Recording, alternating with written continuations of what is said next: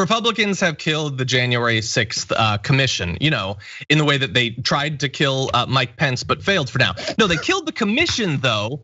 Now that's huge. I mean, if they can't even acknowledge that that was serious, how could you possibly think that you could work with them on anything? And when you ask a question like that, how you could possibly think something so stupid, we have to turn to people like Joe Manchin, who said when he was asked, should we use get rid of the filibuster so that we can actually have this commission and accomplish anything? He said, I'm not ready to destroy our government.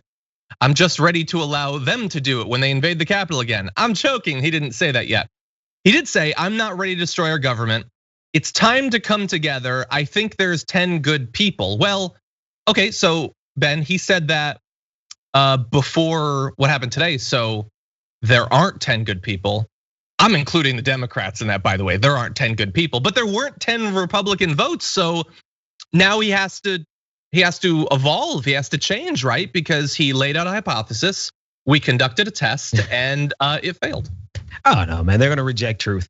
They're gonna reject the falsification of their hypotheses, because if he were to acknowledge that, then he would have to actually have to take steps to rectify it, which means he would have to now come on the side of abolishing the filibuster. And because abolishing the filibuster really challenges his overall worldview, he's not going to acknowledge the truth, and therein lies he is a bad faith actor. And that's why I say, Joe Manchin, you're not a good person, because you're not gonna do exactly what John just said. You put it out there, we found out that it was not true, so you should change your behavior and govern yourself accordingly, but he's not gonna do that because he's gotta protect his power.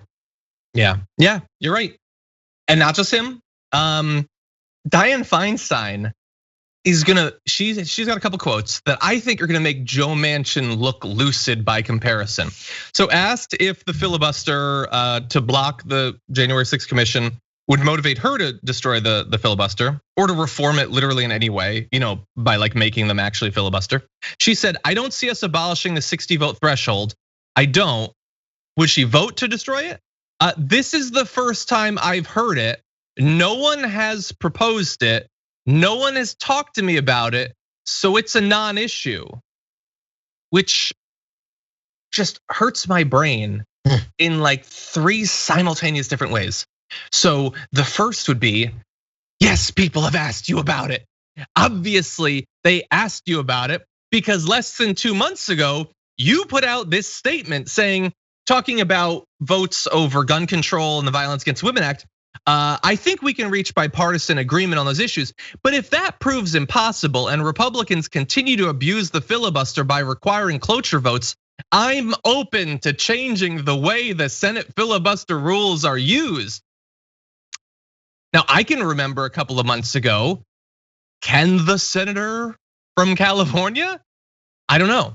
I would also say, by the way, the idea that nobody has proposed changing the filibuster, whether they've asked you directly or not, that's nonsense. And also, this reporter, Sahil Kapoor, he just asked you about it. So how is it a non-issue?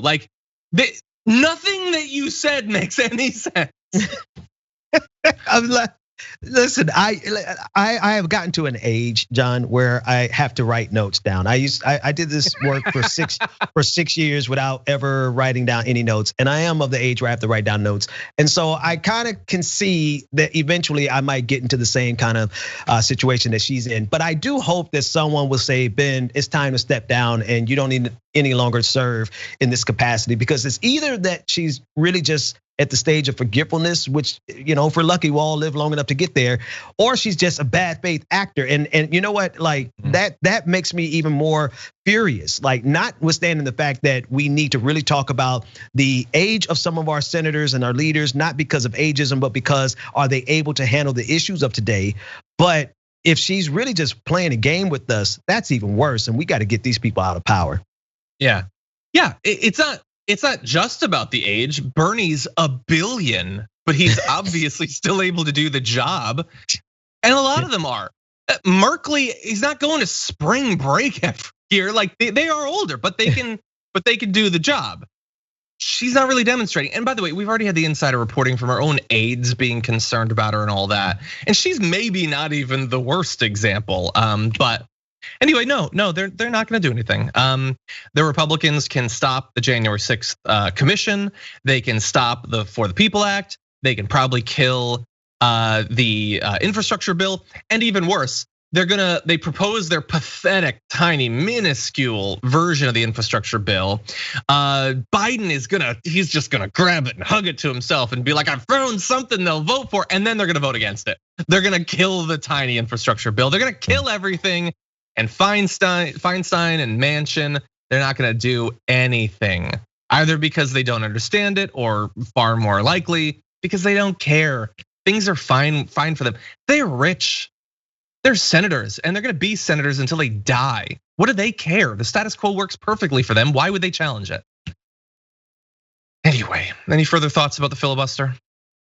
I'm just thinking about what you just said, and what you just said is enough to make me want to go pick up my hammer and sickle and storm the Capitol myself, because it is the fact that they don't care, and it is the fact that they're doing fine while the rest of us out here have been struggling all of our lives. They're playing games with our lives. So yeah. Anyway, I'm done. Well, look, Ben, I want to caution you, because I know it's like super trendy to storm the Capitol, and it might seem like that's allowed, but bear in mind, I'm black. You're a lefty. Oh, you're also black. You're a black lefty. You're not allowed.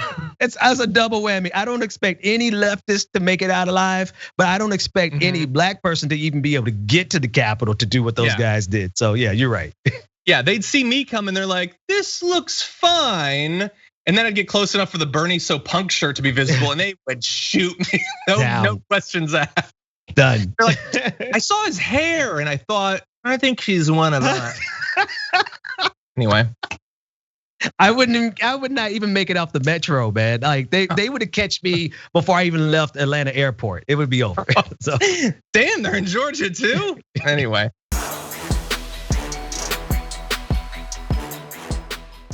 For more political news breakdowns, interviews, stories of activism, and me trying my hardest to care about the occasional big celebrity news story, subscribe to our YouTube channel at youtube.com/The Damage Report. And you can ring the bell wherever it is so you don't miss anything.